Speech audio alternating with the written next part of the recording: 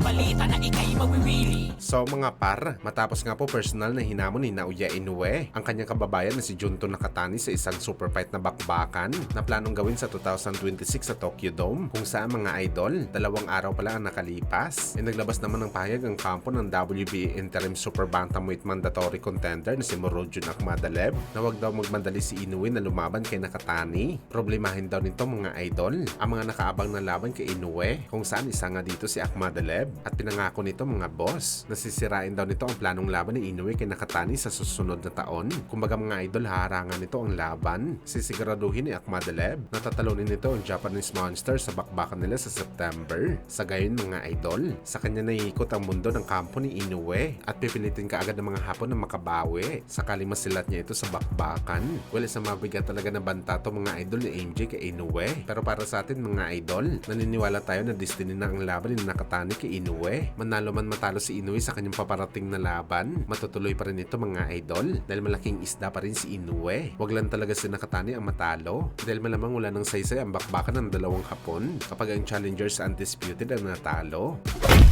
Samantala matapos nga po natin na-report mga idol na pinaplano ng top rank promotion president na si Bob Arum na makipag-collaborate sa Premier Boxing Champion o PBC na dati isa ito sa kanilang pinakamahigpit na kalaban sa negosyo. Ito dahil para makapagbigay ng magandang laban sa mga boxing fans. Pipilitin daw nila ipalaban ang malalakas na fighter sa PBC at top rank, kung saan mga idol, isa sa mga matulog na pinag-uusapan na salpukan ang harapan ng IBF Lightweight Champion Vasily Lomachenko at WBA Champion Gervonta Tank Davis ng PBC na talagang napakagandang plano to mga idol ni Lulu Bob Arum. Para sa atin mga idol, wala nang lalaki ngayon sa salpukan ni Lomachenko at Tank Davis. Kapag nangyari ito, palagay natin mas malaki pa ito sa bakbakan ni Crawford at Canelo na gaganapin sa September, lalo pa isang unification fight ang bakbakan nila sa parehong dibisyon. Kaya abangan natin to mga idol, pero dapat mong nalagpasan ni Tank Davis ang laban nito kay Lamont Roach, ang boxer na nagpahirap sa kanya sa bakbakan. Wala din kasi kwenta mga idol kung matalo si Tank Davis sa rematch.